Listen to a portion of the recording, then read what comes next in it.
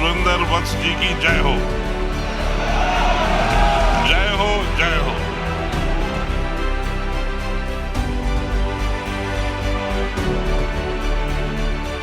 ऐसे direct selling industry की हर साल दुनिया की सबसे बड़ी कॉन्फ्रेंस एक छत के नीचे होगी, वो जगह होगी चैट विद सुरेंद्र वत्स।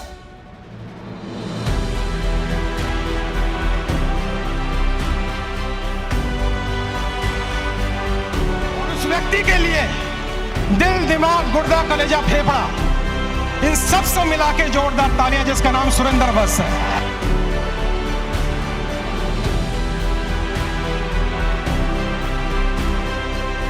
कुशल नेतृत्व जो सुरेंद्र भाई ने इस चैनल के माध्यम से देश के उन लाखों युवाओं को प्रदान किया जो नेटवर्क मार्केटिंग में कामयाब होना था। सुरेंद्र भाई, आपको बहुत बहुत बधाई।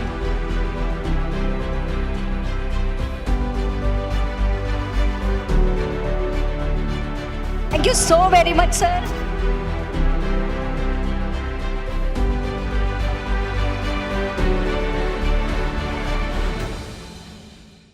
अब आप यूं ही खड़े हुए हाई फाई करके तालियां बजाते रहिए, क्योंकि मैं एक क्रांतिकारी व्यक्ति को बुलाने वाला हूं। आपने ताली बजानी बंद कर दी, क्रांति खत्म।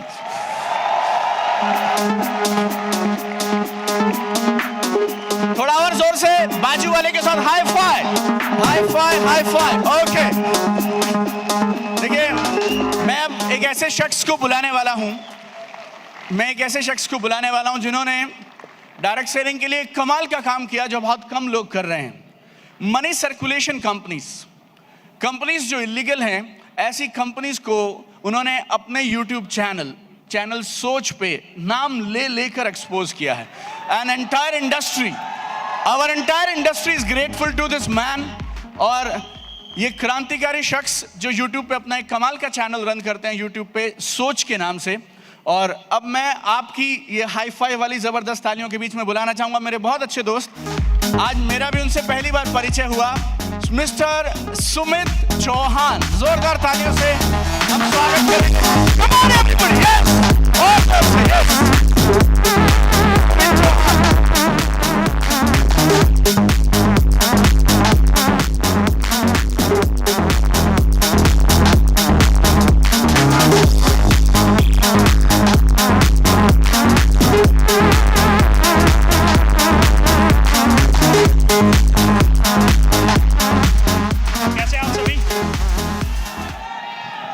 आवाज आ रही है मेरी? मैं अभी यहाँ बैठा बैठा सोच रहा था कि फर्स्ट टाइम ऐसे एक इवेंट में हूँ, तो कहाँ से स्टार्ट करूँ, क्या बोलूँ क्या ना बोलूँ। तो क्योंकि मेरे को ये भी ध्यान देना होता है कि क्या ना बोलूँ। तो चलिए आज स्टार्ट करते हैं नेटवर्क मार्केटिंग के बारे में। वाई क्लियर करते हैं, वाई। इसको स्टार्ट करते हैं पॉपुलेशन से। अच्छा, 1907 में आपको पता है कि हम भारत नहीं थे। 1907 में जब हम ब्रिटिशर्स के अधीन थे, तो भारत, पाकिस्तान, बांग्लादेश और म्यांमार, चार। आवाज आ रहा है सर? अच्छा सर, मैं बात कर रहा था 1907 की। 1907 में जब हम भारत नहीं होते थे, तब हम होते थे इंडियन एम्पायर। तब भारत की, बांग्लादेश की, पाकिस्तान की और म्यांमार की टोटल पॉपुलेशन जो थी वो थी 22 करोड़ 80 लाख।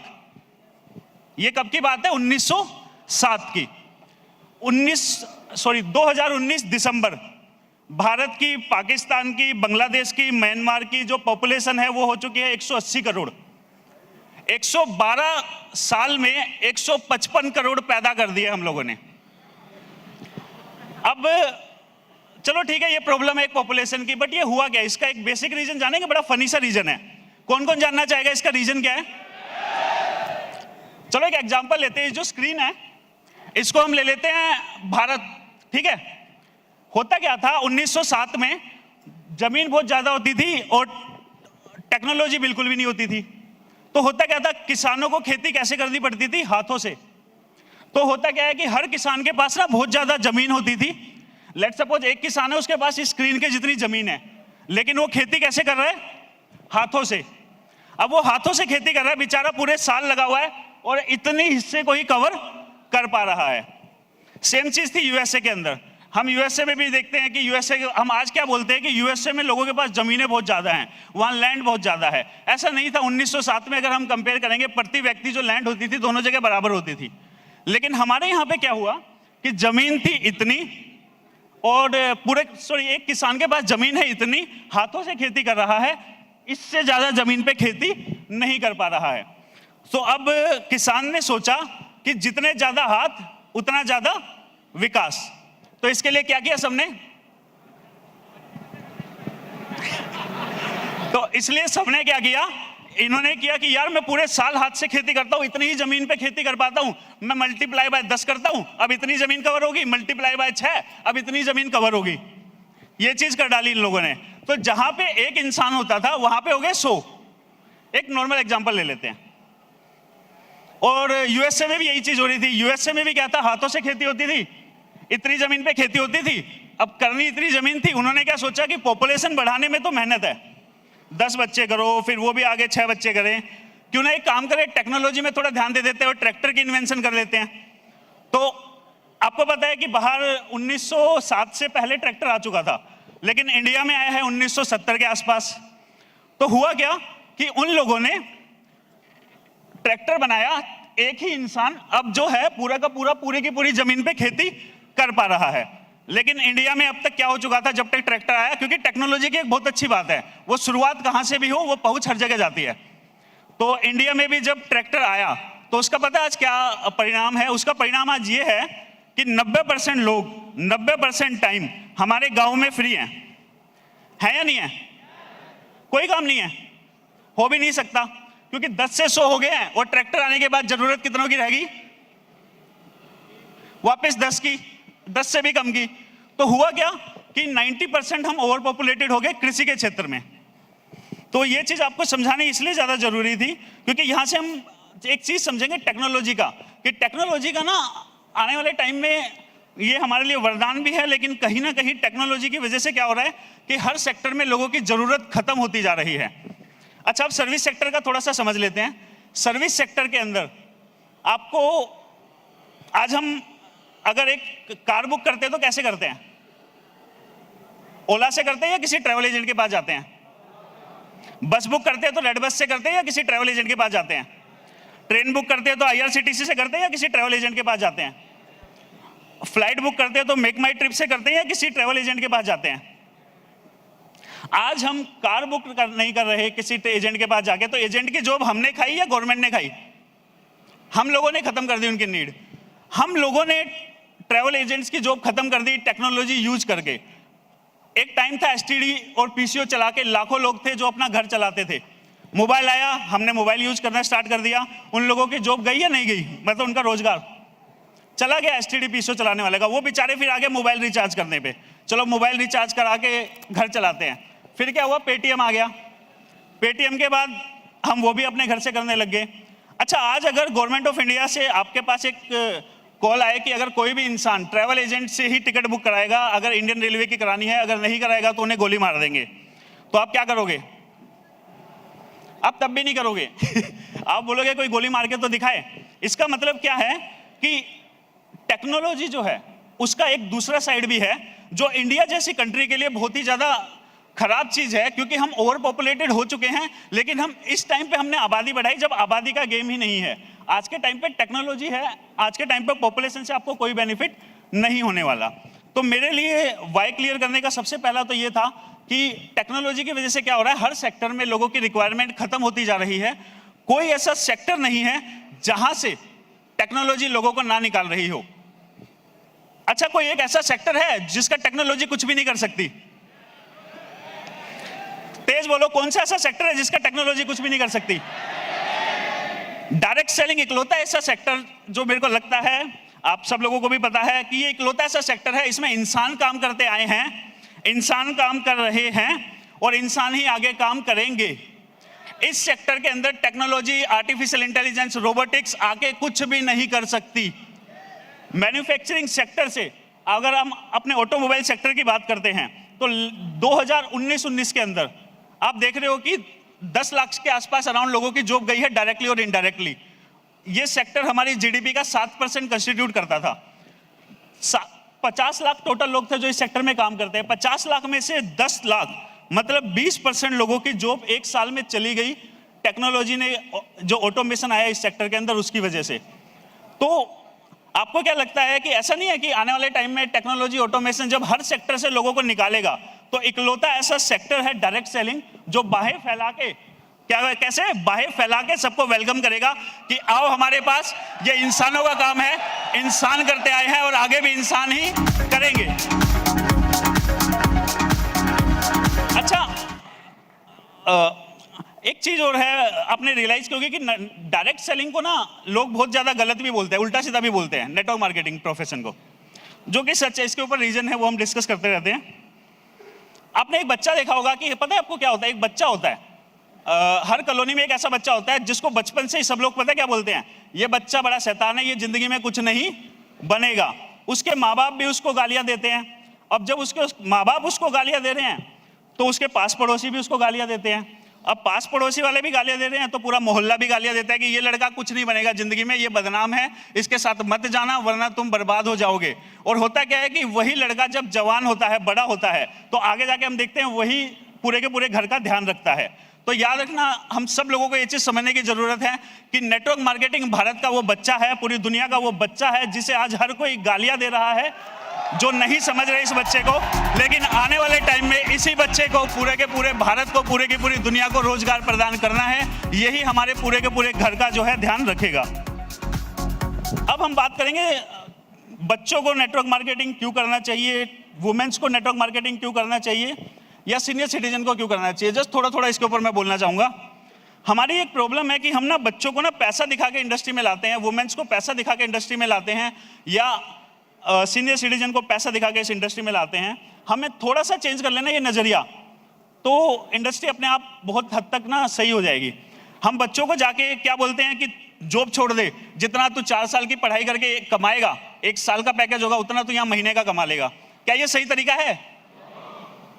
ये तरीका चेंज होना चाहिए ना। अगर मैं बच्चे के पास जाके बोलता हूं कि भाई देख, तू अपनी पढ़ाई कंटिन्यू रख, लेकिन जब तू पढ़ाई कर रहा होगा तो सबसे पहला जो राउंड होता है, जब तेरे को अपनी जॉब चाहिए होगी, या मैं कॉलेज के अंदर बात करूं, बच्चों का सबसे पहला डर पता है क्या होता है कॉलेज के अंदर? वाइवा। वाइवा में क्या होता है, उनको अपने टीचर के आमने सामने बैठ के उनके क्वेश्चंस के आंसर करने होते हैं। अच्छा, वाइवा के अंदर बस एक ही डर है कि टीचर उससे उम्र में थोड़ा सा बड़ा है, उसके सामने वो बोल नहीं पा रहा है क्योंकि कभी अपनी से बड़ी उम्र वाले के सामने बैठ के बातें नहीं की हैं। एक नेटवर्कर वाइवा में डरेगा? उसके बाद होती है क्लास प्रेजेंटेशन, अपने ही दोस्तों के सामने 20-25 लोगों के सामने बोलना होता है। एक नेटवर्कर कभी क्लास प्रेजेंटेशन देने से डरेगा? जब जॉब में जाते हैं तो पहला राउंड होता है ग्रुप डिस्कशन। ग्रुप डिस्कशन का कोई सेंस नहीं है, बट क्यों रखा जाता है कि 100 लोगों की जरूरत है, 1000 लोग आ गए हैं, कंपनी को 100 लोगों की जरूरत थी, कंपनी ने सोचा 1000 लोगों का इंटरव्यू लेगी, लेकिन इंटरव्यू देने पहुंच गए 10,000, क्योंकि पॉपुलेशन हमारी इतनी ज्यादा है। अब 10,000 में से 9,000 को बोले कि भाग जाओ, तुम्हारा इंटरव्यू नहीं लेंगे, तो 9,000 वहां पे क्या करेंगे? दंगे कर देंगे। तो इसलिए एक सबसे पहला राउंड रखा जाता है मास फायरिंग का। क्या रखा जाता है कि लोगों को 10-10 के ग्रुप में बुलाया जाता है, 9 को निकाल दिया जाता है, 1 को रख लिया जाता है, और उस ग्रुप डिस्कशन में सिर्फ ये होता है, एक टॉपिक पे आपको बोलना होता है, और 10 में से 9 बच्चे तो बोलना शुरू भी नहीं कर पाते। एक नेटवर्कर जो होगा वो उन 10 बच्चों में सबसे पहले नहीं बोलेगा। फाइनल इंटरव्यू में एक नेटवर्कर ज्यादा अच्छा परफॉर्म नहीं करेगा, उसको डर नहीं लगेगा बात करने में, क्योंकि इंटरव्यू लेने वाले के पास शायद उतनी स्किल्स नहीं होती जितने नेटवर्कर के पास है, क्योंकि इंटरव्यू लेने वाले को कभी कोई ऐसे बोलता है नहीं करूंगा तेरी कंपनी भागी तो ये काम ही बेकार है, उसको कोई ये नहीं बोलता, उससे कोई बहस नहीं करता, तो उसके अंदर वो स्किल्स नहीं होती। लेकिन एक नेटवर्कर को सब कुछ सुनना पड़ता है, और फिर सामने इंसान जो बैठा है उसको एजुकेट करना पड़ता है इंडस्ट्री के बारे में, और फिर वो इसको इंडस्ट्री में लाता है। तो एक नेटवर्कर की कन्विंसिंग स्किल्स बहुत ज्यादा अच्छी होती है एज कंपेयर टू एक इंटरव्यू लेने वाले से। तो वो वहां पे अगर जाके कॉन्फिडेंस के साथ परफॉर्म करेगा तो उसकी जॉब लगने के चांस ज्यादा है या नहीं है? तो बच्चों को नेटवर्क मार्केटिंग इसलिए करनी चाहिए क्योंकि वो वाइवा में अच्छा परफॉर्म कर पाएं, वो क्लास प्रेजेंटेशन में अच्छा परफॉर्म कर पाएं, वो फर्स्ट राउंड ग्रुप डिस्कशन में अच्छा परफॉर्म कर पाएं, वो अपनी जॉब को लेने में बेटर फाइनल इंटरव्यू में परफॉर्म कर पाएं। इसलिए उनको नेटवर्क मार्केटिंग करनी चाहिए, और इस सोच से अगर हम बच्चों को नेटवर्क मार्केटिंग में लेके आएंगे तो बच्चे डेफिनेटली अच्छे तरीके से यहाँ पे काम करेंगे। हमें एक चीज समझनी होगी, 2 मिनट है मेरे पास? नहीं, 2 मिनट एक्स्ट्रा है। चलो मैं लास्ट में बस एक चीज और बोलना चाहूंगा वुमेन्स के ऊपर, लेडीज के ऊपर, बिकॉज मुझे लगता है कि आपको पता है भारत में 35 करोड़ ऐसी लेडीज हैं जो 9 से 5 जो है फ्री रहती हैं। कितनी लेडीज हैं जो 9 से 5 फ्री रहती हैं? 35 करोड़। ऐसा नहीं है वो काम नहीं करना चाहती, वो बहुत ज्यादा काम करना चाहती हैं। वो 9 से पहले इतना ज्यादा काम करती है कि शायद जेंट्स पूरे दिन में काम नहीं करते। वो 5 बजे के बाद इतना ज्यादा काम करते हैं, शायद जेंट्स पूरे दिन में इतना काम नहीं करते। लेकिन फिर भी उनकी हेल्थ अच्छी क्यों नहीं है, ये चीज सोचने की बहुत ज्यादा जरूरत है हम लोगों को। पता है उनकी हेल्थ अच्छी क्यों नहीं है? क्योंकि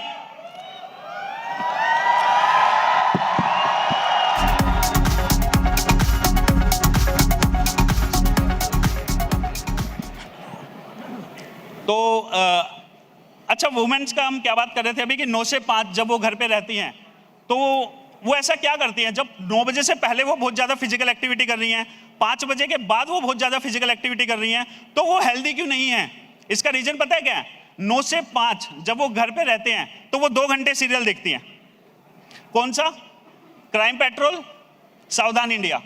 ये स्टडी है, एक्चुअल में 3 घंटे 44 minute, 3 hour 44 minute on an average 35 crore ladies 9 to 5 के बीच में स्पेंड करती हैं टेलीविजन पे, और जहां पे ये इस टाइप के सीरियल आते हैं जो कि हमारी सोच के लिए बहुत ज्यादा नकारात्मक हैं। आपको पता है कि आप सावधान इंडिया के 11 एपिसोड देख लो तो आपको मेंटल इलनेस हो जाएगी, आपके अंदर एक फियर क्रिएट हो जाएगा। तो हमें नहीं लगता कि हमारी वुमेन जो वर्क फोर्स है, इसको इनकी हेल्थ के लिए भी हमारे को डायरेक्ट सेलिंग में अगर हम इनको लेके आते हैं तो क्या होगा, ये अपने टाइम को 9 to 5 को कंस्ट्रक्टिव तरीके से यूज कर पाएंगी?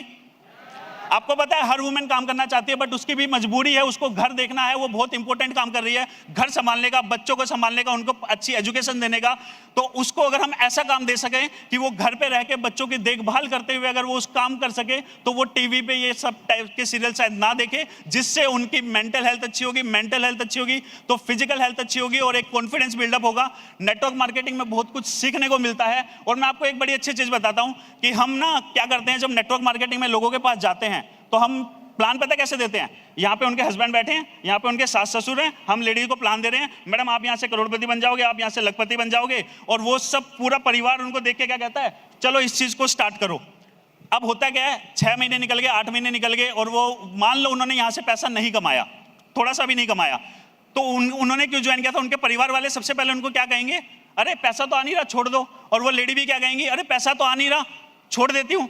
तो हुआ क्या, वो लेडी भी नेगेटिव हुई और उनके परिवार वाले भी नेगेटिव हुए। बट अगर उन लेडी को अगर हम ये बोल के लेके आते हैं कि आप यहाँ आओगे तो आप नई नई चीज़ों के बारे में सीखोगे, नए लोगों से मिलोगे, कुछ कंस्ट्रक्टिव सीखोगे डेली, और आपको वो कॉन्फिडेंस आएगा कि पेरेंट टीचर मीटिंग में आपको अपने हस्बैंड का वेट नहीं करना पड़ेगा कि उनके साथ जाऊंगी। आप अकेले अपने बच्चे के स्कूल में जाके पेरेंट टीचर मीटिंग में टीचर से पूछ सकते हो, मेरे बेटे में, मेरी बेटी में कमी क्या है, क्यों ये अच्छा पढ़ाई में परफॉर्म नहीं कर पा रहा।